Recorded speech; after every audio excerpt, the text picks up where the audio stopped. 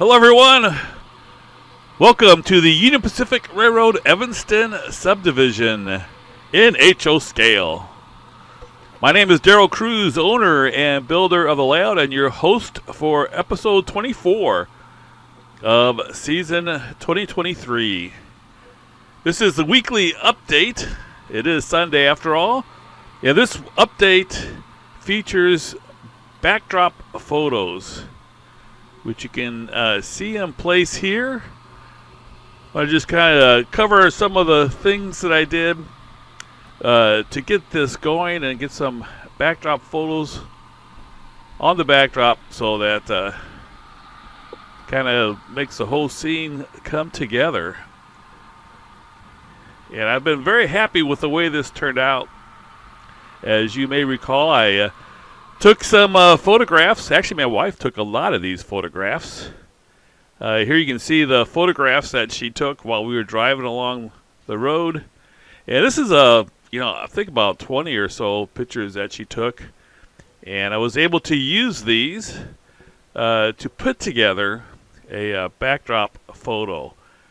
So here's a series of photos that she took. And I did not use each of these. Obviously, do not have the Utah sign in there or the Interstate 80 sign in there. But you can kind of see we just took a bunch of them, and I selected a few of those, and I could kind of get a range of pictures. So it's kind of like all one big, long scene. So it actually worked out pretty good to do this alongside the interstate. Now, if you notice, these are two backdrops on a 2x8 foot banner, and they're the same except that I just kind of flipped them horizontally so that I could use the same picture twice without having to go through the whole process over again. And when it's on the backdrop, it looks you really can't tell that there's a repeat unless you're really looking for it. Here's another series of photos that my wife took, and we put those together for here. And again, you can see one is kind of just flipped upside down. So on a 2x8 foot banner from Walgreens, you get two backdrops. And so out of these two that you've seen so far, I have four 8-foot backdrops that I could cut out, and this is kind of what I did. I used three of them. Two of them are from one and one from the other. So here you can kind of see there's a little bit of a repeat here, but you really can't tell. I kind of where they kind of came together, you can see I kind of overlapped the mountains. So you have a couple of these rock outcroppings. One is higher than the other, so that kind of hides the fact that they're the same thing over again, and then it comes to a different one here. But this whole scene along here, this is 24 feet of backdrop, and it really looks fantastic as far as I'm concerned. Here's an area that is not done at all. This is kind of the before picture, and then here you have the after. This is as I said, I used 3 out of the 4 for the last one, and for those 24 feet, and then the fourth one I put right in here, and you can this actually blended in real well. Now you notice I put trees on the backdrop where it meets together, so it kind of blends things together, and kind of if I want to hide different things, those also are helpful for there. All right, then the last photos that I used, these were we actually stopped and I took some pictures. These are some actual pictures of Castle Rock, and this was actually where the railroad goes through. You can't really see the track in the background, but you can kind of see like a line of where it is. You can see the track in the foreground, though, obviously. But these are some pictures I took of Castle Rock. These are pretty famous pictures. If you ever see pictures of the Promontory Point trains going, the steam engines going through Evanston Sub, those pictures will be captured. And then, so this top picture that you see there, those are the ones that I put together. Now, these photos have to be, what I'm using for these photos is a pixel size of 9552 by 2448. 9552 by 2448. And it took, for the photos I was using, it took 2.5 photos to go across that far. Now, when I go through Walgreens and get these printed, here you can kind of see how this looks. Actually, it blends in really well, I think. And notice again, I put trees at different points to hide some seams that there might be. So it fits in well with, this is what it looks like at eye level. One thing I have to say, it's helpful to have your layout high so that the track level for photographs and so forth is different than the, it's not that different from standing there at the layout. Here's some more pictures I took. I took these near Echo. And I wanted to, I really like these, this location because I wanted to get the valley for this last location. So I took some of these pictures, and here you can see the top part of this banner. I put them together. You can kind of see where the seams are. You can kind of look at, okay, there's 2.5 pictures, and I kind of repeated them and, you know, flip them horizontally and so forth. So that we had those. And then this is where I put these. This kind of worked out really well too. I wanted to get this valley to kind of match this valley. You can kind of see the vegetation going through the middle of the valley and coming onto the layout then. But this is actually one picture. It looks like there might be a seam between there, but it's actually one picture. There's a seam here. You can see I'm hiding it with a tree. I like the way that the tree matches the trees in the pictures.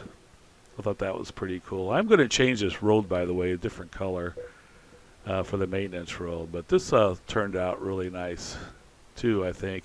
Still need to put culverts and so forth. So kind of get an idea of the water flow through here. I did take a picture. These will be good for photographs also when I get to that point of doing so. This is not a very good one. I just did it in a hurry. The color is kind of off and focus is off a little bit. But overall, it turned out really nice. I did these because Walgreens was having another 50% off sale.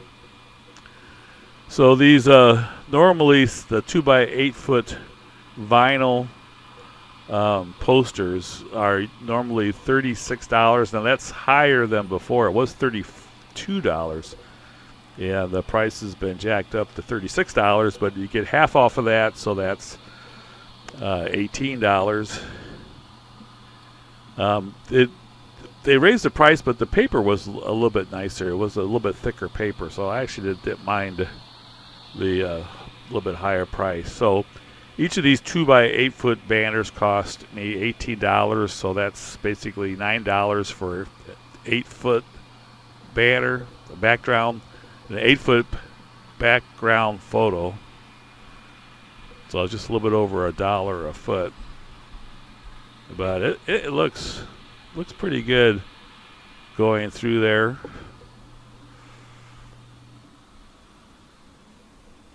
And you can see a train coming through. Yep, I'm pretty happy with the way this looks. Generally speaking, when you're running a train, you don't really look at the backdrop directly. You just kind of want it to be there. Now, notice I had the photo kind of go over the mountain with the mountain on the layout. But anyway, you don't really look at the backdrop directly. You're mainly looking at the trains, and then it just makes it look more realistic with the photo backdrop back there and having everything blend together.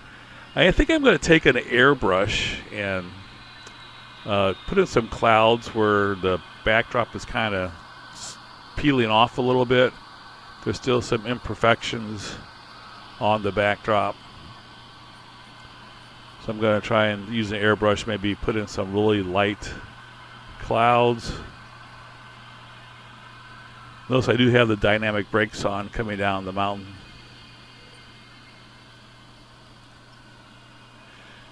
Now when you use the 9552 by 2448 pixel size for the banners, when you upload it to the Walgreens photo software, which is just on a regular web browser, they will tell you that the resolution is too low for the banner. But you just simply say print it anyway, and it actually works out pretty good because you don't really want the backdrop, the background, to be totally sharp, because it is something that's in the distance, so you kind of want it to be a little bit out of focus. And these are really not out of focus much at all. It's just slightly, but it does kind of give it a good effect that it's not completely sharp. So I basically have backdrops up for the entire peninsula. So I'm getting close on getting this peninsula fully scenic and looking the way that I'm hoping it will end up looking.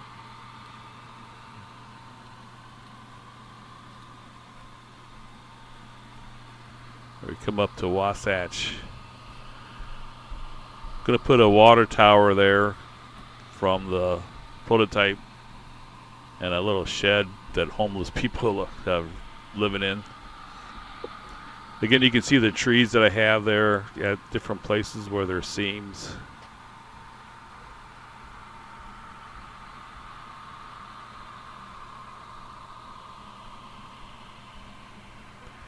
This is what I did first. I'm at 24 feet of backdrop photos.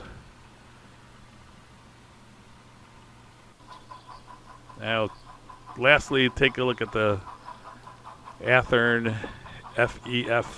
FEF-3 excursion train. Picked this up at Lombard Hobbies last week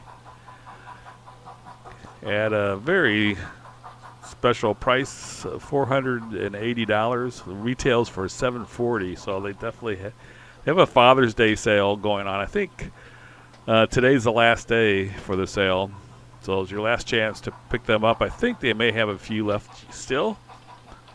If you want to pick up a beautiful steam locomotive.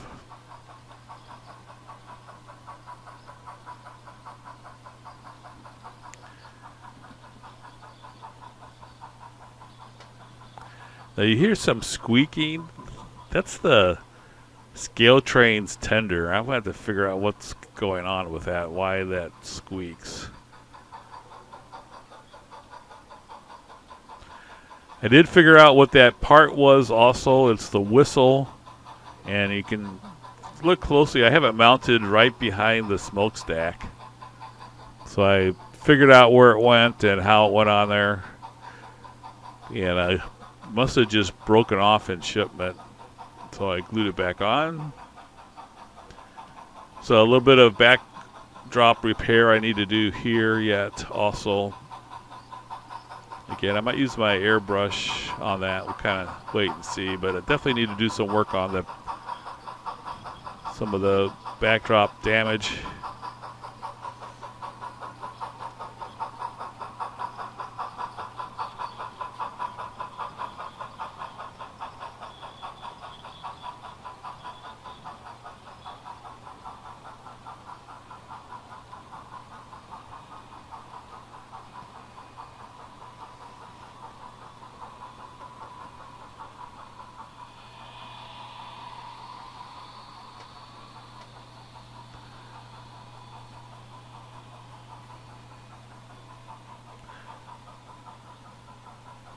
So I got some backdrops in. Thanks so much for watching, everyone. Please be sure to comment and subscribe to the channel if you haven't yet. Like this video. That is definitely very helpful.